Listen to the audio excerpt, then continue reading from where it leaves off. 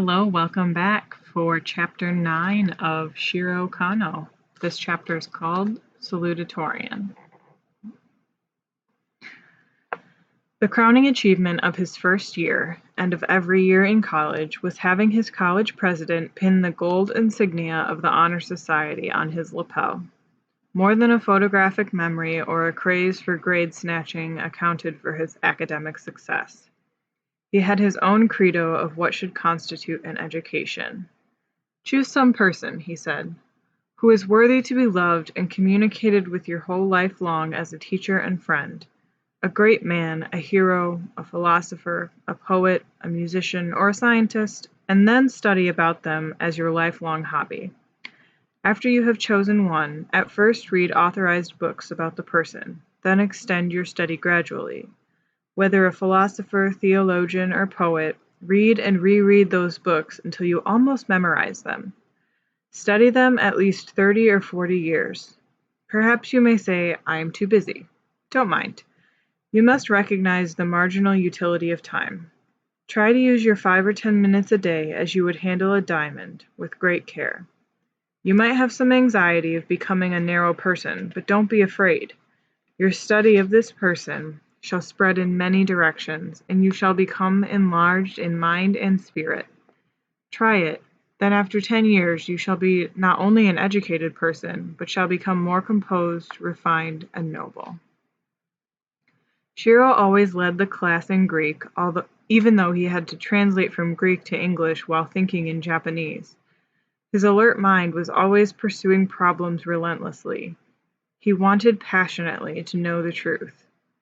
The head of the Department of Theology recalls that Kano had as brilliant a mind as any person I ever had in my classes. It was unusual in several respects, but especially because it was both scientific and philosophic, that it was synoptic, or could see things whole, and at the same time grasp details. He had a special ability both in rote and logical memory. A fellow student observed, "While the prof would be expounding the truth of the lesson, Kano would be consuming the material for another course out of the textbook. In an instant, he could leave his book and join the class discussion. I suppose it was necessary for him to double up like this because he never felt quite satisfied until he was carrying a load from 18 to 24 hours instead of the customary 15. I never remember hearing him complain of being too busy. Neither do I recall seeing anything lower than a B+ on his grade card. It was his intense love of knowledge and the urgency of his people's needs that provided the driving force for him through his college years." Sometimes in theology or biblical literature class, he would cause fellow students to raise their eyebrows. A few of them wondered about some of the so-called unorthodox questions he would bring up in class. Indirectly, he was led into a discussion that produced an explanation. In essence, it was something like this: "When I return to my people, I must expect any and all types of questions about philosophy and religion, and I must try to answer them all, too. My people have the background of several other Asian religions. They have problems that never occur to you Americans. I must be ready for them. My people are convinced only when they can see proof in black and white. I cannot tell them that the scriptures imply the truth. I must be able to point to the scriptures as truth. The Japanese mind must see for itself." No one wondered about Kano's faith after that. He not only accumulated knowledge and assimilated it, but also built his own personal library. Odd jobs off campus brought in cash, a few dollars of which he eked out to purchase books. He located the second-hand bookstores in Boston, soon learned those that specialized in philosophical and theological books. He noted in his diary, "I cannot waste precious time from study while my people are working hard in my country. I will pray for world peace." Kano's endowment with a keen mind, his dedication and drive, and his motivation inspired by a personal call from God to serve his people all combined to make him a more than average student. The climax of his college career occurred when he delivered the salutatorian's address for the Eastern Nazarene College class of 1941.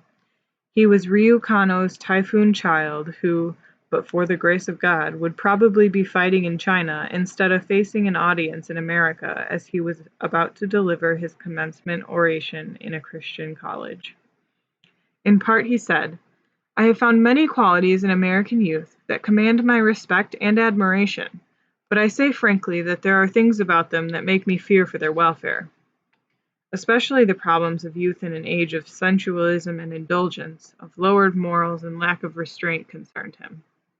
When I comprehend the aim and mission of the Christian campus, I believe that it is indeed the hope of American youth and the next generation of this country. At ENC, we have been brought up under the ideals and atmosphere of the Holiness College.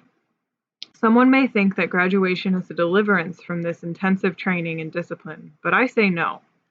I believe that graduation is to us a new appointment to be the propagators and the performers for establishing the ideals and the standards of ENC as she uplifts Christ.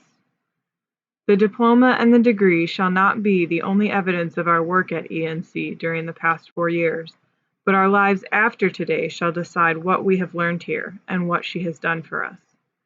We, the class of 41, want to emphasize our allegiance to the principles of Christian faith, purpose, integrity, and progress. We have found that the Christian way is our own way. During the months that were to follow, Shiro Kano was to test to the full the all things of his ideal. The Apostle Paul, "I can do all things through Christ who strengthens me." The summer of 1941 followed the pattern of his other summers in America: work, and plenty of it. August 28th.